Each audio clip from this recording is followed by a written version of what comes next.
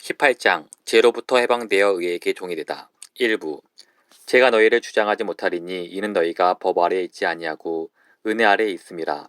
그런즉 어찌하리요 우리가 법 아래에 있지 아니하고 은혜 아래에 있으니 죄를 지으리요 그럴 수 없느니라. 너희 자신을 종으로 내주어 누구에게 순종하든지 그 순종함을 받는 자와의 종이 되는 줄을 너희가 알지 못하느냐. 혹은 죄의 종으로 사망에 이르고 혹은 순종의 종으로 의에 이르느니라.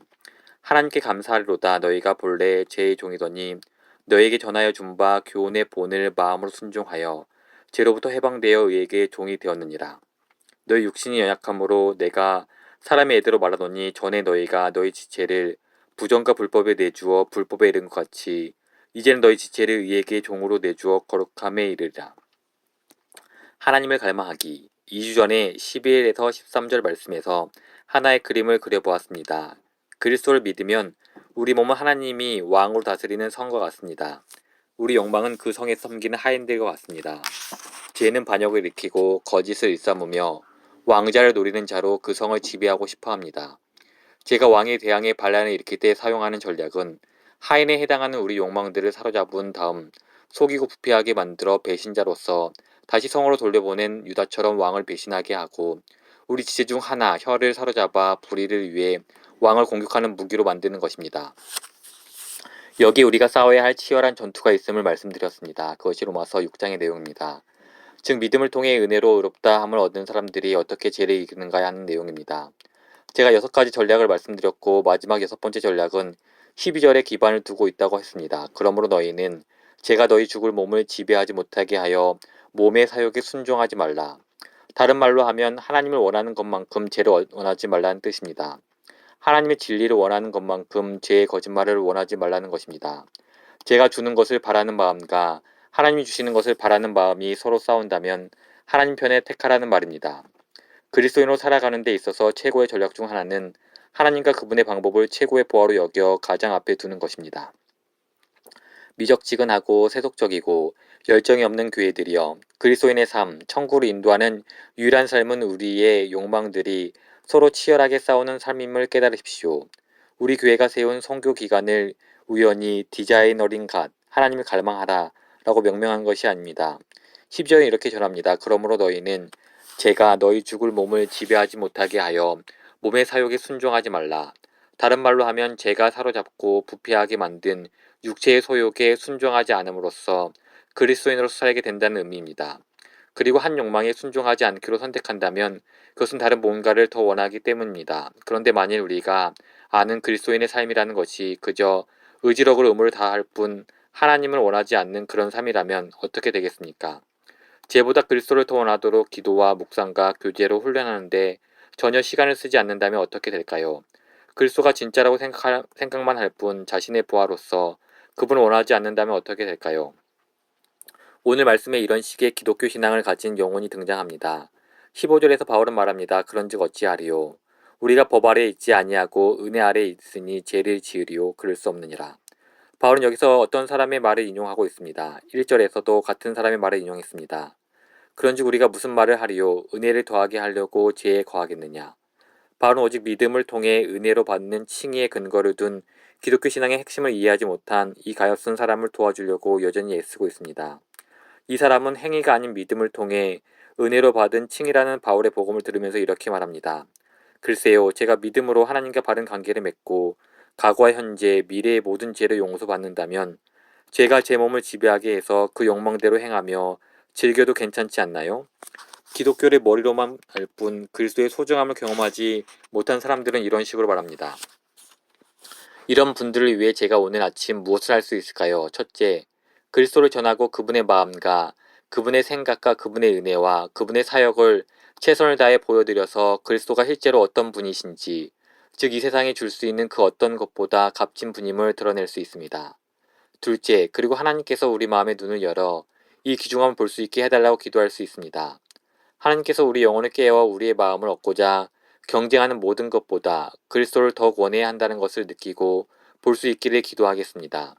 셋째, 하나님의 은혜로 저는 그리스도가 제 보화가 되심을 경험했기에 여러분에게 담대히 증거할 수 있습니다. 2주에 걸쳐 이 본문을 다루면서 바로 이 일을 하려고 합니다. 오늘은 율법 아래와 은혜 아래의 의미를 해석하면서 그런 분들이 깨달을 수 있도록 도우려고 합니다. 이 구절들의 의미를 이해할 때 다른 어떤 방법보다 글쓰와 은혜의 소중함을 잘 깨달을 수 있을 것입니다. 그렇다면 율법 아래 있지 않고 은혜 아래 있다는 것은 무슨 의미일까요? 율법 아래 우리가 우리 의를 제공한다. 14절입니다. 제가 너희를 주장하지 못하리니 이는 너희가 법 아래에 있지 아니하고 은혜 아래에 있음이라. 은혜 아래라는 구절은 여기 14절과 15절을 제외하고는 바울의 글 혹은 신약 어디에도 나오지 않습니다. 하지만 법 아래라는 구절은 바울이 7번 사용했습니다. 이 구절들을 보면 바울이 무슨 의미로 이 구절을 사용했는지 명확히 알 수 있습니다. 두 구절만 보겠습니다. 이 질문이 정말 중요하다는 사실을 명심하십시오. 우리가 하나님 앞에서 자신을 어떻게 바라보는지 그리고 어떻게 살아가는지는 우리가 법 아래에 있느냐 은혜 아래에 있느냐에 따라 달라집니다. 그렇다면 법 아래는 무슨 의미일까요? 먼저 갈라디아서 4장 4, 5절 말씀을 보십시오. 때가 참에 하나님이 그 아들을 보내사 여자에게서 나게 하시고 율법 아래에 나게 하신 것은 율법 아래에 있는 자들을 속량하시고 우리로 아들의 명분을 얻게 하려 하심이라. 그라는 단어는 원문에는 없습니다. 이 구절은 오늘 본문 로마서 6장 14절 말씀과 일치합니다. 그리스도는 법 아래 있는 자들을 구원하기 위해 법 아래 태어나셨습니다. 여기서 우리가 알 수 있는 것은 첫째, 누군가 법 아래 있어서 큰 공경에 빠져 있다는 사실입니다.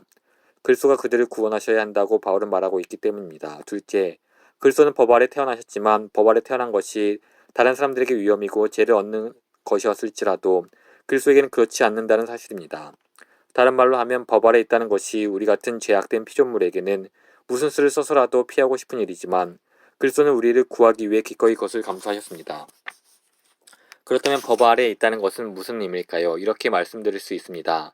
법 아래에 있다는 것은 우리가 하나님과 화목하는 데 필요한 의로움을 입증하려면 율법 준수가 그 수단이 된다는 말입니다. 법을 지켜야 우리가 의롭다함을 얻는다고 생각한다면 이는 율법 아래에 있는 것입니다. 우리가 율법을 지키도록 하나님께서 힘을 주실 거라 믿든 자기 스스로 할 수 있다고 믿든 어쨌든 율법 아래에 있다는 점에서 같습니다. 무엇이 나를 의롭다 하는 의를 제공하는가 라는 문제에 있어서 답이 같습니다. 율법을 지키는 것이 답이라면 나는 율법 아래에 있습니다. 치명적인 선택. 이것이 우리 죄인들에게 치명적인 이유는 우리 중 누구도 율법을 통해 하나님과 화목을 이룰 만한 의를 제공할 수 없기 때문입니다.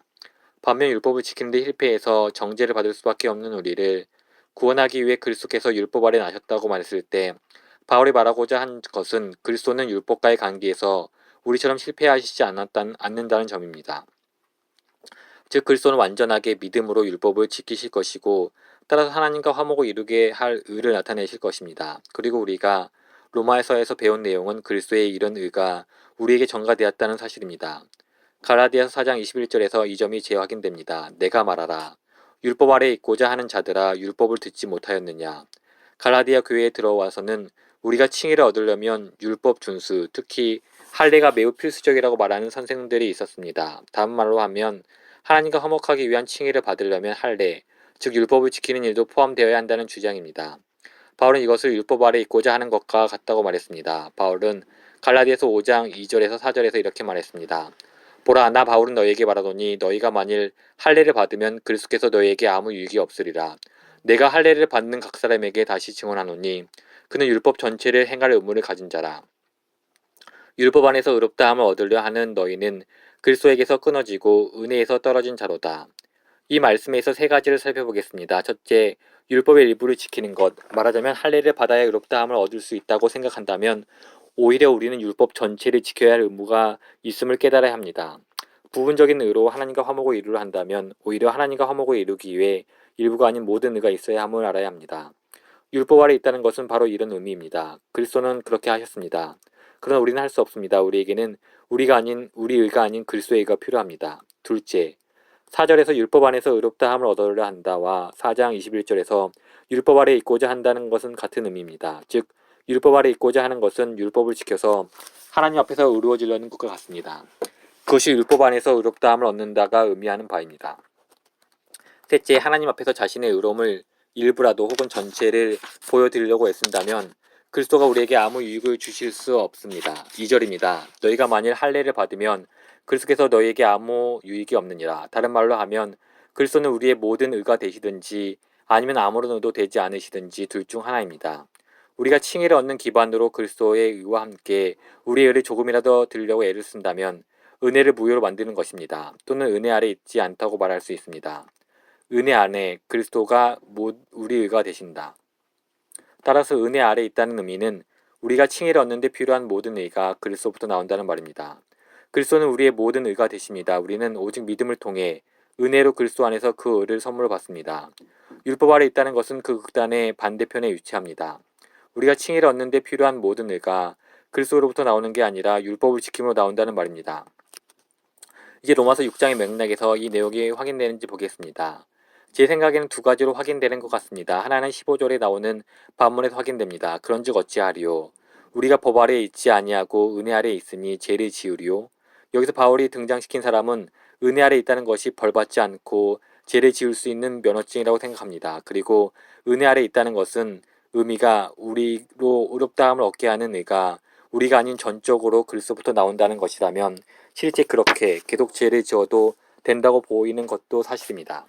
그래서 이 반문이 설득력 있어 보입니다. 이와 더불어 같은 반문인 로마서 5장 21절에 대한 반응으로 6장 1절에도 나오는데 이 또한 우리가 바른 길에 서 있음을 확인해 줍니다.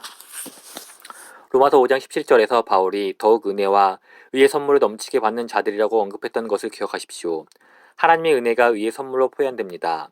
의의 선물은 우리의 것이 아니라 그리스도의 것입니다. 다음 18절에서도 이에 대해 볼 수 있습니다. 한 의로운 행위로 말미암아 많은 사람이 의롭다 하심을 받아 생명에 이르렀느니라.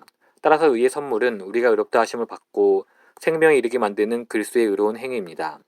우리에게 전가된 그리스도의 의입니다. 이제 이것을 염두에 두고 로마서 5장 20, 21절을 읽을 텐데 이 말이 로마서 6장 1절의 반문 은혜를 더하게 하려고 죄에 거하겠느냐를 불러일으켰습니다. 20, 21절입니다. 율법이 들어온 것은 범죄를 더하게 하려 함이라. 그러나 제가 더한 곳에 은혜가 더욱 넘쳤나니 이는 제가 사망 안에서 왕노릇한 것 같이 은혜도 또한 의로 말미암아 왕노릇하여 우리 주 예수 그리스도로 말미암아 영생에 이르게 하려 함이라. 다른 말로 하면 하나님의 은혜는 그리스도의 의를 우리에게 전가하여 칭의를 얻게 하는 것으로 왕노릇하고 영생으로 이끕니다. 이에 대해 어떤 사람이 이렇게 말합니다. 그런즉 우리가 은혜를 더하기 위해서 죄를 짓자. 그는 15절에서도 이렇게 말합니다. 그런즉 어찌하리요? 우리가 법 아래 있지 아니하고 은혜 아래 있으니 죄를 지으리요. 따라서 로마서 5장 17절부터 6장 1절에서 보이는 사고의 영속성이 우리가 조금 전 갈라디아서 말씀과 로마서 6장 14, 15절에서 보았던 은혜 아래의 의미를 확실히 해줍니다.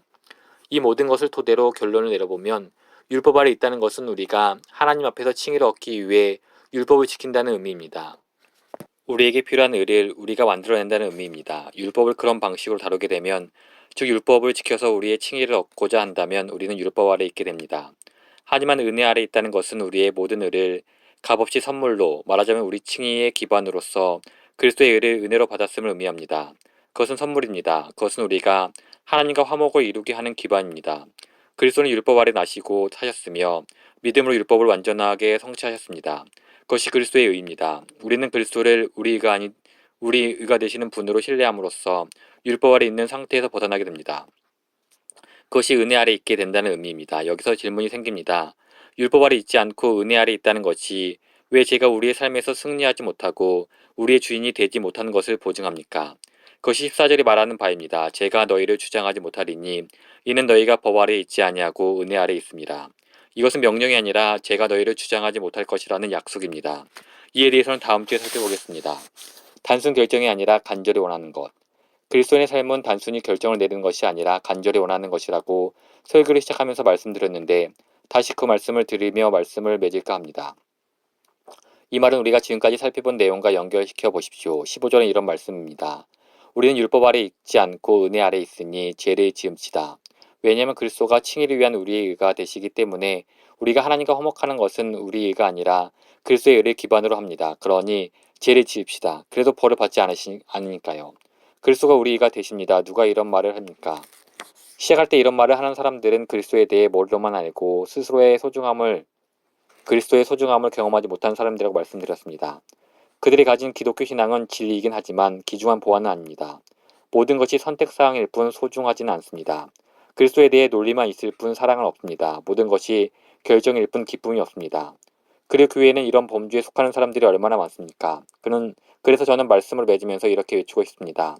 대강절 기간 동안 그리스도의 소중함을 알고자 애쓰십시오. 믿음으로 의롭다함을 받는 칭의 소중함을 경험하시기 바랍니다. 그리고 율법 아래가 아닌 은혜 아래 있는 것이 얼마나 소중한 일인지 알고자 애쓰시기 바랍니다. 강림은 이런 의미입니다. 때가 참에 하나님이 그 아들을 보내사 여자에게서 나게 하시고 율법 아래 나게 하신 것은 율법 아래에 있는 자들을 속량하시고 우리로 아들의 명분을 얻게 하려 하심이라. 그리스도는 율법 아래로 오셨고 그 율법을 만족시키심으로 우리가 율법으로부터 구원받고 하나님의 자녀가 되게 하였습니다. 그것이 소중하게 느껴지지 않는다면 그것이 우리 삶의 보화가 아니라면 금보다 더 귀하고 꿀보다 더 달콤하지 않다면 이번 대강절에 그리스도의 소중함을 한번 추구해 보시지 않겠습니까? 마음의 눈을 열어달라고 하나님께 구하십시오. TV를 끄십시오. 그리스도가 행하신 일들을 마음을 집중하십시오. 금식하고 기도하십시오. 아침에 주의 인자하심이 우리를 만족하게 하사 우리를 일생 동안 즐겁고 기쁘게 하소서.